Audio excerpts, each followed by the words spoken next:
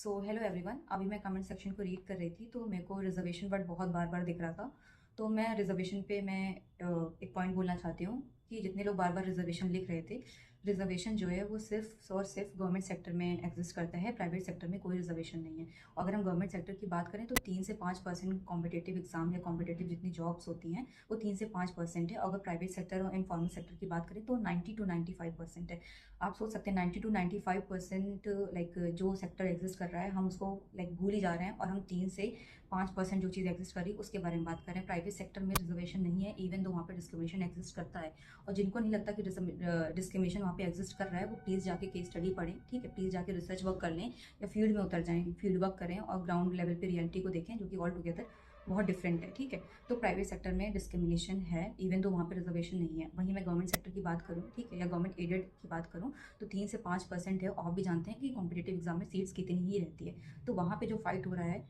उसके लिए आप लोग लड़ रहे हैं, ठीक है, इररिस्पेक्टिव ऑफ 90 to 95% जो चीज़ देखनी चाहिए उसके लिए। दूसरा पॉइंट ये है कि कुछ लोग जो है कॉन्स्टिट्यूशन को लेके आ रहे हैं और बोल रहे हैं कि रिजर्वेशन जो है हमारा राइट टू इक्वलिटी के अगेंस्ट है, ठीक है। तो आपने शायद अभी आर्टिकल 14 और आर्टिकल 15 को सही तरीके से नहीं पढ़ा है। आर्टिकल 14 या 15 के सब क्लॉज को सही तरीके से पढ़िए। ना हो तो प्लीज़ बेयर ऐप डाउनलोड कर लीजिए, उनका पीडीएफ डाउनलोड कर लीजिए, बुक्स वगैरह पढ़िए, ठीक है। लक्ष्मीकांत आती है, आप लक्ष्मीकांत को अच्छे से पढ़ सकते हैं, पॉलिटी आप अच्छे से समझ सकते हैं उस बुक के थ्रू, ठीक। तो बिना बेयर ऐप जाने, बिना कॉन्स्टिट्यूशन में जो आर्टिकल मेंशन है, ठीक है, आर्टिकल के बारे में आप जानते हैं, सब क्लॉज के बारे में नहीं जानते। जिस दिन आप वो पढ़ेंगे तब आपको समझ में आएगा किस कंटेक्स्ट में कौन सी चीज़ें कही जा रही हैं, और इक्वालिटी और इक्विटी के बीच का डिफरेंस आपको क्लियर होना चाहिए, ठीक है। और तीसरा पॉइंट, जो लोग मुझसे कह रहे हैं कि मैं दूसरी कास्ट में शादी करूंगी तभी लगेगा कि मैं लाइक कास्टिज्म पे बिलीव नहीं करती, मैं दूसरी कास्ट में शादी नहीं करूंगी, तो उनको मैं बता देना चाहती हूँ कि शादी जो है वो लाइक एक बहुत ही पवित्र चीज़ कह सकते हैं, या लाइक बहुत ऐसी चीज़ है जिसके फैक्टर्स और जिसका डिसाइडिंग फैक्टर बहुत ज़्यादा चीज़ होती है, ठीक है। तो सबसे पहले तो रेस्पेक्ट, लॉयल्टी, ठीक है, और कमिटमेंट, उसके बाद अंडरस्टैंडिंग, कंपैटिबिलिटी, ये सारी चीज़ें आती हैं कंपोनेंट में। इसके बाद कास्ट और ये सारी चीज़ें बहुत आती नहीं है वैसे तो, ठीक है, मतलब बहुत सारे लोगों के लिए आती होंगी, बट मुझे अगर ये सब चीज़ें, ये सारे फैक्टर किसी इंसान में दिखता है तो मैं उसकी कास्ट नहीं देखूंगी, ठीक है। उसके बाद मैं बात करती हूँ मेरिट की बात। जो लोग मेरिट के बारे में कह रहे हैं कि लाइक वो लोग कुछ नहीं पढ़ते हैं तब भी आ जाते हैं, ठीक है, और उनको रिजर्वेशन मिल जाता है, तो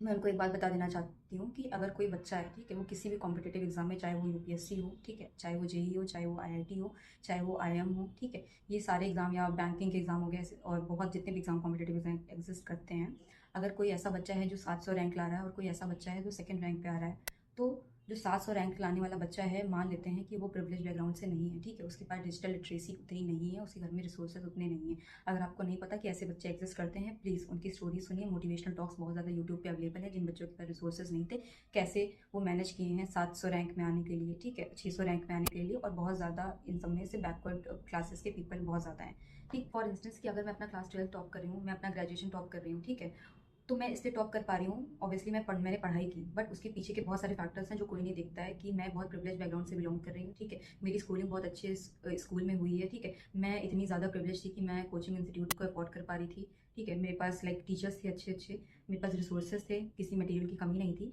तो अगर मैं अपना ग्रेजुएशन और अपना क्लास 12 अगर टॉप कर रही हूँ, और कोई ऐसा बच्चा है जो लाइक मेरी रैंक फर्स्ट आ रही हो, और अगर वो 10th पे आ रहा है, ठीक है, 10th पे आ रहा है या वो 11th नंबर पे है, और उसके पास रिसोर्सेज नहीं थे, उसके पास डिजिटल अवेयरनेस नहीं थी, ठीक है, तो वो ज़्यादा मेरिट, उसकी ज़्यादा मेरिट मानी जाएगी कि मेरी ज़्यादा मेरिट मानी जाएगी। अगर आप कंपेयर करके देखें, अगर आप लाइक बाकी फैक्टर्स जो इन्वॉल्व हैं, तो उसमें शायद उस बच्चे ने लाइक इतने कम रिसोर्सेज में, स्कार्सिटी ऑफ रिसोर्सेज में, अगर उसने इतना अच्छा परफॉर्म किया है, और मेरे पास इतने रिसोर्सेज होने के बावजूद अगर मैं लाइक 4th या 5th रैंक पे भी आ रही हूँ और कोई बच्चा 10th रैंक पे आ रहा है, तो मुझे लगता है वो मेरे से ज़्यादा अच्छा लाइक पढ़ सकता है, अगर उसको ये सारे रिसोर्सेज मिले और ये सारी अवेलेबिलिटी अच्छे से मिल जाए। तो मैं बताना चाह रही हूँ कि मेरिट का जो कॉन्सेप्ट है, या जो हमने दिमाग में मेरिट बैठा ली है, वो सिर्फ ऑन द सर्फेस जो दिखती है वो नहीं होती। कोई बच्चा कितना स्ट्रगल करके आ रहा है, मेरिट जो है उस पे बेस होनी चाहिए, ठीक है, एज कम्पेयर टू जो हम सर्फेस लेवल पे देखते हैं कि हाँ इसने टॉप किया, उसने टॉप क्यों किया, ठीक है, उसके पास क्या क्या रिसोर्सेज थे, क्या क्या फैसिलिटी थी, क्या क्या अवेयरनेस थी, क्या क्या लाइक एजुकेशनल बैकग्राउंड था, ठीक है। ऐसा हम बहुत सारे यूपीएससी में देखा करते हैं कि बहुत सारे प्रिविलेज बैकग्राउंड के लोग आते हैं जो कि फर्स्ट अटेम्प्ट में यूपीएससी निकाल लेते हैं। तो वो क्यों निकाल पाते हैं? क्योंकि उनके घर में या तो आईएएस ऑफिसर पहले से रहते हैं, ठीक है, मैं एक्सेप्शंस की बात नहीं कर रही हूँ, ठीक। उनकी मम्मी रहती हैं, ठीक है, अच्छे पढ़ी लिखी रहती हैं, ठीक है, उनके पापा बहुत अच्छे लाइक वेल्दी फैमिली से बिलोंग कर रहे होते हैं, या खुद ऑलरेडी आईएएस ऑफिसर होते हैं, ठीक। तो ये सारी चीज़ है। और प्लीज़ जिनको भी मेरी इन सारी बातों पे विश्वास नहीं हो रहा, जिनको लग रहा है आई एम जस्ट रैंटिंग, वो प्लीज़ कॉपी पेन लें, ठीक है, फील्ड में उतरें, ठीक है, केस स्टडीज़ पढ़ें, ठीक, फील्ड वर्क करें, एक लाइक किसी विलेज में चले जाएँ, किसी रिमोट एरिया में चले जाएँ, इवन Tier 3 सिटी, Tier 2 में भी यहाँ तक की होगा, वहाँ जाके, ठीक है, खुद लोगों से पूछें, खुद इंटरव्यू लें, ठीक है, खुद लाइक क्वेश्चनायर तैयार करें, बहुत सारी चीज़ें होती हैं। अगर आपको खुद को अपने आप को सेटिस्फाई करना है कि नहीं भाई ये चीज़ एग्जिस्ट करती है, कि चीज़ नहीं करती, उसके पास बहुत सारे ऑप्शंस हैं। ठीक है, अब मैं आखिरी पॉइंट पे आती हूँ कि हाँ, एक बात मैं बोलना चाहूँगी कि लाइक जो भी रिजर्व कैटेगरीज हैं, ठीक है, जो भी बैकवर्ड क्लास हैं, अगर उनमें भी कोई प्रिविलेज लोग हैं या वो फाइनेंशियली वेल स्टेबल हैं, ठीक है, उनके पास रिसोर्सेज हैं, तो मुझे लगता है आइडियली उनको अपना रिजर्वेशन खुद गिव अप करना चाहिए। क्योंकि अगर आप अपना रिजर्वेशन इतने प्रिविलेज बैकग्राउंड में होने के बावजूद, इतना ज़्यादा एजुकेशन मिलने के बावजूद, या तब भी ले रहे हैं रिजर्वेशन, तो आप शायद क्वेश्चन नहीं कर सकते उन लोगों को जो रिजर्वेशन पे क्वेश्चन कर रहे हैं। ठीक, तो मुझे लगता है कि चेंज आपसे भी स्टार्ट होना चाहिए कि आप अपना रिजर्वेशन गिव अप करें। अगर आप बहुत ही अच्छे फैमिली से हैं, आपके पास सारे रिसोर्सेज थे और आप वेल स्टेबल हैं, तो आप एक एग्जाम्पल बन सकते हैं, ठीक है, एक उदाहरण बन सकते हैं कि लोग आपसे इंस्पिरेशन लें कि आपने रिजर्वेशन को गिव अप किया है।